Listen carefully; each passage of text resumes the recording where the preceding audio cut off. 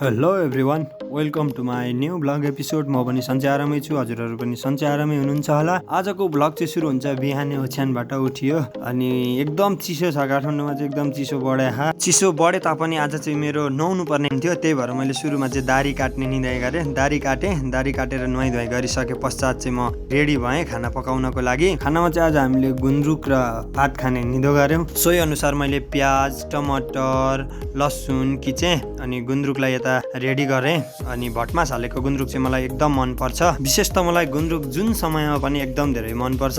अझ त यो जाडोको समय छ, गुन्द्रुक भएपछि त मलाई केही पनि नचाहिने जत्तिकै हुन्छ। सोही अनुसार म बनाउनतिर लागेँ, गुन्द्रुक धोएँ, गुन्द्रुक रेडी गरेँ। त्यसपछि मैले प्याज खर्याउनका लागि तयार गरेँ। एकपट्टि मैले चाहिँ भटमास भुट्न अर्को कराईमा राखेको थिएँ र गुन्द्रुक यता भुट्दै थिएँ मैले। मास खरियो, भटमास रेडी भएपछि मैले यता गुन्द्रुकमा रस हालेँ अनि भटमासलाई पनि त्यसैमा हालेँ। त्यो हेर्दाखेरि एकदम मिठो भएको थियो। लास्टमा चाहिँ के भयो भन्दाखेरि आजको रेसिपीमा चाहिँ मैले भिडियो बनाउने चक्करमा चाहिँ गुन्द्रुकमा नुन हाल्न बिर्सेछ अनि खाँदाखेरि मात्रै थाहा पाएँ मैले चाहिँ, अगाडि यादै भएन। भिडियोको चक्करमा खानाका लागि रेडी त गरेँ मैले, तर नुन हाल्न बिर्सिएर अलिक कस्तो भएको थियो। लास्टमा चाहिँ हामीले नुन थपेर खायौँ। त्यही हो आजको भ्लग। लास्टसम्म हेर्नु हुने र फलो गर्न चाहिँ नबिर्सिनु होला। अनि see you soon next video. Bye by.